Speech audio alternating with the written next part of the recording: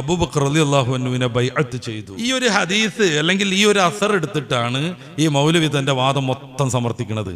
ഈ അസർ മുന്നിൽ വെച്ച് ഇദ്ദേഹം നടത്തുന്ന കുറെ പച്ചക്കള്ളങ്ങളെ നമ്മൾ എന്ത് ചെയ്യണം? ആദ്യം പരിചയപ്പെടണം. ഇയാളിത് കഴിഞ്ഞിട്ട് അദ്ദേഹത്തിന്റെ പ്രസംഗത്തിൽ പറയണത് എന്താണെന്നറിയോ? അന്ന് രാത്രി ഫാത്തിമാബിയുടെ വീടിന് തീ പിടിച്ചു എന്നാണ്. അന്ന് രാത്രി. ഈ ഹദീസിൽ അങ്ങനെ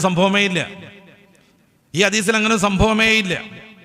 പിന്നെ ഖിലാഫത്തിനെതിരെ ഇവർ സംസാരിച്ചു. ഇവർ അവസാനം വരെയും ഖിലാഫത്തിനെതിരെ നിലകൊണ്ടു എന്നാണ്. പക്ഷേ ഈ ഹദീസിന്റെ അവസാനത്തിൽ തന്നെ ഉള്ളത് അങ്ങനെ അവർ പോയിട്ട് ഉമർ റളിയല്ലാഹു അൻഹുവിൻ്റെ മറ്റ് സഹാബികളുടെ സാന്നിധ്യത്തിൽ വെച്ച് മഹാനായ അബൂബക്കർ സിദ്ദീഖ് തങ്ങളെ ഖലീഫയായിട്ട് ബൈഅത്ത് ചെയ്തു എന്നാണ്. ഞാൻ നേരത്തെ സൂചിപ്പിച്ചു, ഇവർ റസൂലുള്ളാഹി സ്വല്ലല്ലാഹു അലൈഹി വസല്ലം തങ്ങളുടെ സംസ്കരണ പ്രവർത്തനങ്ങൾക്ക് നേതൃത്വം കൊടുത്തുകൊണ്ടിരിക്കുമ്പോൾ ഇവരോട് കൂടിയാലോചിച്ചില്ല എന്നൊരു വിഷമം അഹ്ലു ബൈത്തിൽപ്പെട്ട ചില ആളുകൾക്കുണ്ടായിരുന്നു. അങ്ങനെയൊക്കെ ആയാൽ എങ്ങനെയെന്ന് സംസാരിക്കാനാണ് അവർ ഫാത്തിമ ബീവി റളിയല്ലാഹു അൻഹയുടെ അടുത്തേക്ക് വരുന്നത്. ഇത്രത്തോളം ശരിയാണ്. പക്ഷെ ഫാത്തിമ ബീവി റളിയല്ലാഹു അൻഹ പറഞ്ഞു, പൊയ്ക്കോളൂ, ബൈഅത്ത് ചെയ്തോളൂ എന്നും പറഞ്ഞിട്ട് അവരെ പിരിച്ചുവിട്ടു. അത് അവരങ്ങനെ തന്നെ പാലിക്കുകയും ഈ സഹാബികളുടെയൊക്കെ മധ്യത്തിൽ വെച്ച് സാന്നിധ്യത്തിൽ വെച്ച് അബൂബക്കർ സിദ്ദീഖ് തങ്ങളെ ബൈഅത്ത് ചെയ്യുകയും ഉണ്ടായി. എന്തിനാണ് ഉമർ റളിയല്ലാഹു അൻഹു ഇങ്ങനെ തീവ്രമായി ഇടപെട്ടത്? ഇസ്ലാമിക രാഷ്ട്രം ഭരണം നിലവിൽ വന്നാൽ അതിനെതിരെ പ്രവർത്തിക്കുന്നത് ഫിസ്ഖാണ്. ഏത് നമുക്കിഷ്ടപ്പെടാത്ത ഒരു ഹബിഷിയാകുന്ന ആളാണെങ്കിൽ പോലും ഹദീസിൽ റസൂലുള്ളാഹി സ്വല്ലല്ലാഹു അലൈഹി വസല്ലം തങ്ങൾ പറയുന്നുണ്ട്. കാരണം ഇസ്ലാമിന്റെ പൊതു സംവിധാനത്തിന് വിരുദ്ധമായി ആരും നിലകൊള്ളാൻ പാടില്ല. ഉമർ റളിയല്ലാഹു അൻഹു അബൂബക്കർ സിദ്ദീഖ് റളിയല്ലാഹു അൻഹുവിന്റെ ഖിലാഫത്ത് വന്നയുടൻ പലരും ഇസ്ലാമിനെ എതിർക്കാൻ നിൽക്കുകയാണ്. സക്കാത്ത് നിഷേധികൾ ഒരു വശത്ത്, ജൂതന്മാരും ക്രൈസ്തവരും ഒന്നിച്ച് ഇസ്ലാമിനെ എതിർക്കാൻ വേണ്ടി ഒരു വശത്ത്, മുസൈലിമത്തുൽ കദ്ദാബിന്റെ വലിയ സൈന്യം 2 ലക്ഷത്തോളമുള്ള വലിയ സൈന്യം യമാമ കേന്ദ്രീകരിച്ച് അവിടെ സർവായുധ വിഭൂഷിതരായി ഇസ്ലാമിനെ എതിർക്കാനും യുദ്ധം ചെയ്ത് തോൽപ്പിക്കാനും നിൽക്കുന്നു. ഈ ഒരു സമയത്ത് മദീന രാഷ്ട്രത്തിന്റെ ഐക്യം വളരെ പ്രധാനമാണെന്ന് രാഷ്ട്രീയ തന്ത്രജ്ഞതയിൽ ഏറ്റവും നിപുണനാകുന്ന ഉമർ റളിയല്ലാഹു അൻഹുവിന് മനസ്സിലാകുന്നു. അതുകൊണ്ടാണ് അവിടുന്ന് പറയുന്നത്, നിങ്ങൾ എല്ലാവരും കൂടി ഇങ്ങനെ കൂടിയാലോചിച്ച് വർത്തമാനം പറഞ്ഞിരുന്നാൽ ആളുകൾ എന്തെങ്കിലുമൊക്കെ തെറ്റിദ്ധരിക്കും. അതുകൊണ്ട് ഇനി മേലാലൂടെ കൂടരുത്. കൂടിക്കഴിഞ്ഞാൽ ഞാൻ ഇതിന് തീ കൊടുക്കാൻ പറയും. ഫാത്തിമ ബീവിക്ക് നേരല്ല പറയണത്, അവരുടെ മേലിൽ ഞാൻ ഈ വീടിന് തീ കൊടുക്കും. തീ കൊടുക്കാൻ വേണ്ടി ഞാൻ പറയും. പറഞ്ഞിട്ട് തീ കൊടുക്കാൻ വേണ്ടിയിട്ട് കൽപ്പിക്കുന്നൊന്നുമല്ല. ഞാനെങ്ങാനും തീ കൊടുക്കാൻ പറഞ്ഞിട്ടുണ്ടെങ്കിൽ ജനങ്ങളത് ഏറ്റെടുക്കും. അതുകൊണ്ട് നിങ്ങൾ ഇനി ഒരുമിച്ച് കൂടരുത്. കാരണം ഇസ്ലാമിക രാഷ്ട്രത്തിനെതിരെ പ്രവർത്തിക്കുക എന്ന് പറഞ്ഞാൽ അത്രമേൽ ഭീകരാണ്, അത്രമേൽ തീവ്രമാണ്. പ്രത്യേകിച്ച് ശത്രുക്കൾ ചുറ്റുഭാഗത്തും വളഞ്ഞു നിൽക്കുന്ന റസൂൽ തങ്ങളുടെ വഫാത്തിന്റെ അനന്തരമായ സന്ദർഭത്തിൽ. അതുകൊണ്ട് ഉമർ റളിയല്ലാഹു അൻഹു വലിയ രാഷ്ട്രീയ തന്ത്രജ്ഞനായിരുന്നു. അവിടുന്ന് ഇടപെടുന്നു. അതുകൊണ്ട് ഇനി പരിപാടി പറ്റൂല എന്ന് പറയുന്നു. കാര്യങ്ങൾ മനസ്സിലാക്കിയിട്ട് ഇങ്ങനെ ബൈഅത്തിന് താമസിപ്പിച്ചുകൊണ്ടിരുന്ന അഹ്ലു ബൈത്തിൽപ്പെട്ട മറ്റുള്ളവർ പോയിട്ട് ബൈഅത്ത് സ്വീകരിക്കുകയും ചെയ്യുന്നു.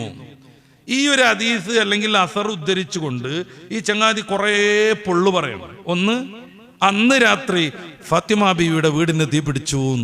അങ്ങനെ എന്താ പ്രശ്നം? മുആവിയ മതക്കാർ തീ കൊടുത്തു. എന്തൊരു വൃത്തികെട്ട ആരോപണമാണിത്. നമ്മളാലോചിക്കുക, ഇയാൾ തന്നെ പറയുന്നുണ്ട് ഫാത്തിമ ബീവിക്ക് പൊള്ളലേറ്റു, അങ്ങനെ 10 ദിവസം കടന്നു, 10ാം ദിവസം മരണപ്പെട്ടു എന്ന്. ഇനി നമ്മളൊരു വൈരുദ്ധ്യത്തിലേക്ക് പോകാം. ഈ ചങ്ങാതി പറയുന്നുണ്ട് ഫാത്തിമ ബീവി എന്നാ മരണപ്പെട്ടത്? റസൂലുള്ളാഹി സ്വല്ലല്ലാഹു അലൈഹി വസല്ലം തങ്ങളുടെ ശേഷം 40 ദിവസം കഴിഞ്ഞിട്ട് എന്നൊരഭിപ്രായം ഇയാൾ ഉദ്ധരിക്കുകയാണ്. 2 മാസം കഴിഞ്ഞിട്ടെന്ന് മറ്റൊരു അഭിപ്രായം, 6 മാസം കഴിഞ്ഞിട്ടെന്ന് വേറൊരു അഭിപ്രായം.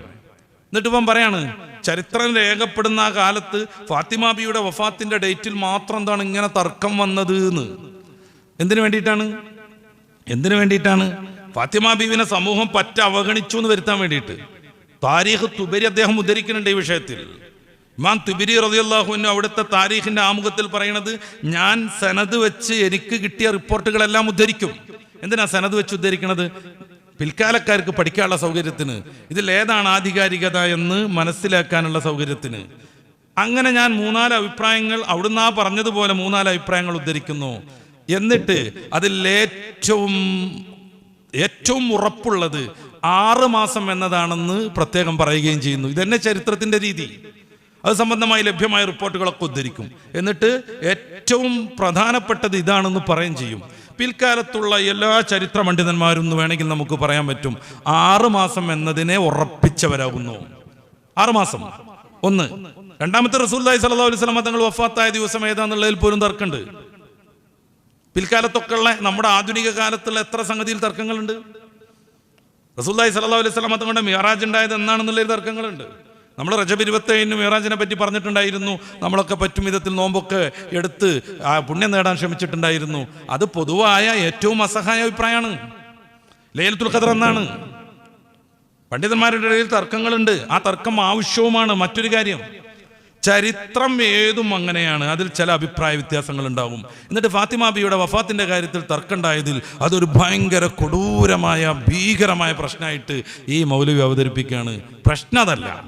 അയാൾ പറയുന്നു റസൂലുള്ളാഹി സ്വല്ലല്ലാഹു അലൈഹി വസല്ലമ തങ്ങളുടെ വഫാത്തിന്റെ ഉടനെ ഒരു 3-4 ദിവസം കൊണ്ട് സിദ്ദീഖ് റളിയല്ലാഹു അൻഹുവിന്റെ ഖിലാഫത്ത് നടക്കുന്നുണ്ട്. സിദ്ദീഖ് റളിയല്ലാഹു അൻഹു ഭരണത്തിലേറുന്നുണ്ട്. ആ ഉടനെയാണ് ഇയാളീ പറയുന്ന യോഗം ഉണ്ടാകുന്നത്. ഇയാളീ പറഞ്ഞ യോഗം ഉമർ റളിയല്ലാഹു അൻഹു പറഞ്ഞ് പോയിട്ട്, ഞാൻ പറയുകയാണെങ്കിൽ ആളുകൾ ഇതിന് തീ കൊടുക്കട്ടോ, അതുകൊണ്ട് ഇനി ഇങ്ങനെയുള്ള യോഗങ്ങളൊന്നും കൂടരുത് എന്ന് പറയുന്നത് ഏകദേശം റസൂൽ തങ്ങളുടെ വഫാത്തിന്റെ വല്ലാതെ പോയാൽ ഒരാഴ്ച കഴിഞ്ഞിട്ടാണ്. പിന്നെ 10 ദിവസം ഫാത്തിമ ബീവി പൊള്ളലേറ്റ് കടന്നു എന്നും വെക്കുക. അപ്പൊ ആകെ ഒരു 10-17 ദിവസം. പക്ഷെ മൂപ്പരാൾ പറയണ എന്താ അറിയോ, 40 ദിവസം കഴിഞ്ഞിട്ടാണ് ഫാത്തിമ ബീവി മരിച്ചത് എന്നാണ് ഏറ്റവും ചുരുങ്ങിയ അഭിപ്രായം. 40 ദിവസം കഴിഞ്ഞിട്ടാണെന്നാണ്, അല്ലെങ്കിൽ 2 മാസം കഴിഞ്ഞിട്ടാണെന്നാണ്. ഇയാൾ ഈ പറഞ്ഞ കള്ളക്കഥയനുസരിച്ച് ഫാത്തിമ ബീവി മരിക്കേണ്ടത് 10 ദിവസം രോഗിയും ഒരു 4 ദിവസം ഖിലാഫത്തിൻ്റെതും അങ്ങനെ 10-14 ദിവസം കൊണ്ട് മരണപ്പെടേണ്ടതാണ്. പക്ഷെ മൂപ്പരനെ ഉദ്ധരിക്കുന്ന ഏറ്റവും ചെറിയ ആയിഷ ബീവിയുടെ ഫാത്തിമ ബീവിയുടെ വഫാത്ത് കാലത്രയാണ് 40 ദിവസം. ഈ വൈരുദ്ധ്യം എങ്ങനെയാണ് ഇയാൾക്ക് ന്യായീകരിക്കാൻ പറ്റുക? ഒരിക്കലും പറ്റൂല. പ്രശ്നം എന്താണ്?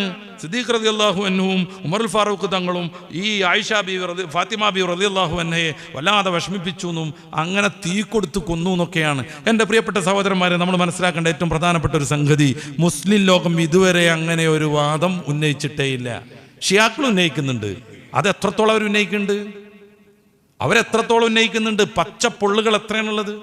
പിൽക്കാലത്ത് അഹ്ലുബൈത്തിനെ നാട് കടത്തിയത് ഒട്ടകങ്ങളുടെ പുറത്ത് സ്ത്രീകളെപ്പോലും നഗ്നരായിട്ട് ഇരുത്തിയത് കൊണ്ടായിരുന്നുവെന്നും അങ്ങനെയാണ് ചില ഒട്ടകങ്ങളുടെ പൂഞ്ഞ 2ആയി മാറിയതെന്നും അവരുടെ നഗ്നത മറക്കാൻ വേണ്ടി അല്ലാഹു തആല ഒട്ടകങ്ങളുടെ പൂഞ്ഞ 2 സൈഡിലും വലുതാക്കിയെന്നൊക്കെ കള്ളക്കഥ ഉണ്ടാക്കിയിട്ട് അഹ്ലുബൈത്തിനോടുള്ള മുഅ്മിനീങ്ങളുടെ സ്നേഹത്തെ മിസ്യൂസ് ചെയ്യാനും അത് ഉപയോഗപ്പെടുത്തിയിട്ട് ഇസ്ലാമിക ലോകത്ത് പ്രശ്നങ്ങൾ ഉണ്ടാക്കാനും ഇതുവരെയും ശ്രമിച്ചുകൊണ്ടിരിക്കുന്നവരാണ് ഷിയാക്കൾ.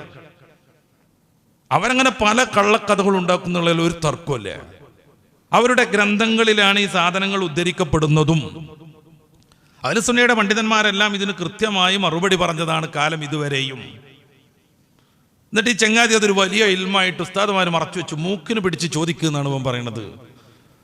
എന്തായിരുന്നു അഹ്ലുബൈത്തുമായി മുത്തുറസൂലിന്റെ കുടുംബവുമായി സഹാബാ കിറാമിന്റെ ബന്ധം?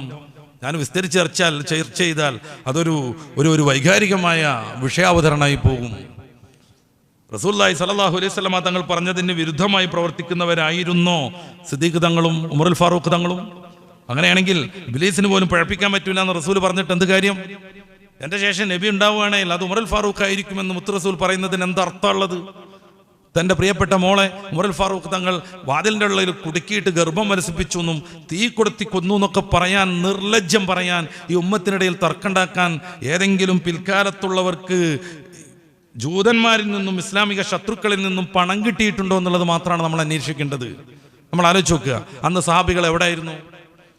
ഈ ഉമറുൽ ഫാറൂഖ് തങ്ങൾ മാത്രമൊന്നുമല്ലല്ലോ, അന്ന് സഹാബികൾ എത്ര ഉണ്ട്? ലക്ഷക്കണക്കിന് സഹാബികളുണ്ട്. പ്രിയപ്പെട്ട റസൂൽ സല്ലല്ലാഹു അലൈഹി വസല്ലമ തങ്ങളുടെ വഫാത്തിന് ശേഷം ഹബീബായ നബി തങ്ങളുടെ സ്മരണ തളം കെട്ടി നിൽക്കുന്ന ഈ മദീനയിൽ നിൽക്കാൻ പോലും പറ്റൂല എന്ന് പറഞ്ഞിട്ട് ദൂരേക്ക് പോയ ബിലാൽ ബിൻ റബാഹ റളിയല്ലാഹു അൻഹുവിനെ പോലെയുള്ള റസൂലിനെ അത്രമേൽ സ്നേഹിച്ചിരുന്ന 10,000 ലക്ഷക്കണക്കിന് സഹാബികളുണ്ട്. ഇവരെല്ലാവരും ഫാത്തിമ ബീവിനെ ഇത്രമേൽ കഠിനമായി പീഡിപ്പിച്ചപ്പോൾ നോക്കി നിന്നു എന്നാണോ? അല്ല, അലി ബിൻ അബീ ത്വാലിബ് റളിയല്ലാഹു അൻഹുവിനെ കുറിച്ച് മാലാഖമാരുടെ ലെവലിലേക്കൊക്കെ എത്തിച്ചിട്ടാണ് ഷിയാക്കളുടെ പുസ്തകങ്ങളിൽ അവതരിപ്പിക്കാറുള്ളത്. അലി ബിൻ അബീ ത്വാലിബ് തങ്ങൾക്ക് വലിയ ശ്രേഷ്ഠതകളുണ്ട്, വലിയ കഴിവുണ്ടായിരുന്നു. ഇബ്നു കസീറൊക്കെ ഉദ്ധരിക്കുന്നുണ്ട്, മുറഹിബിന്റെ ഖൈബർ യുദ്ധത്തിൽ മുറഹിബിന്റെ കോട്ടയുടെ വാതിൽ പറിച്ചെടുത്തിട്ട് അലി ബിൻ അബീ ത്വാലിബ് തങ്ങൾ അത് പാലമാക്കി വെച്ചെടുത്തതിനെ കുറിച്ച്. പിന്നെ കുറെ സഹാബികൾ അത് മാറ്റിവെക്കാൻ വേണ്ടിയിട്ട് എടുത്ത് പൊക്കിയിട്ട് അത് സാധിച്ചില്ലെന്ന് ഇബ്നു കസീർ ഉദ്ധരിക്കുന്നുണ്ട്. അത്രമേൽ ശക്തനായിരുന്നു, അതിലൊന്നും ഒരു തർക്കമില്ല. ഈ അലിയാര് തങ്ങൾ ഫാത്തിമ ബീവി റളിയല്ലാഹു അൻഹയെ ഉമറുൽ ഫാറൂഖ് തങ്ങൾ വന്നിട്ട് വീടിന് തീ കൊടുത്തി കൊല്ലുമ്പോൾ എവിടെയായിരുന്നു? അത് കണ്ടു നിന്നു എന്നാണോ? പിന്നെ ഇവർ പറയുന്ന വീരത്വം, ശൂരത്വം, മലാക്കന്മാരുടെ ശക്തിയൊക്കെ അലിയാര് തങ്ങൾക്ക് പിന്നെ എങ്ങനെയാണ് പിന്നെ ഇവർ ആരോപിക്കുക? അലിയാര് തങ്ങൾ മാത്രമാണോ? ഇബ്നു അബ്ബാസ് തങ്ങളില്ലേ? വേറെ എത്ര മഹാന്മാരന്നുണ്ട്. ഉസ്മാൻ ബിൻ അഫ്ഫാൻ തങ്ങളില്ലേ? സൽമാൻ ഫാരിസി റളിയല്ലാഹു അൻഹുവില്ലേ, ഈ മഹാന്മാരൊക്കെ ഉണ്ടായിട്ടും ഈ മഹാന്മാരെല്ലാവരും സജീവമായി അവിടെ നിന്നിട്ടും ഉമറുൽ ഫാറൂഖ് തങ്ങൾ വന്നിട്ട് ഫാത്തിമ ബീവിനെ അങ്ങോട്ട് വിഷമിപ്പിച്ച് തീ കൊടുത്തു എന്നൊക്കെ പറയുമ്പോൾ അത് എത്രമേൽ ഈ സമൂഹത്തോട് ചെയ്യുന്ന ദ്രോഹമാണെന്ന് നമ്മളൊന്ന് മനസ്സിലാക്കണ്ടേ. അയാൾ പിന്നെയും കുറേ കള്ളം പറഞ്ഞുകൊണ്ടിരിക്കുന്നുണ്ട്.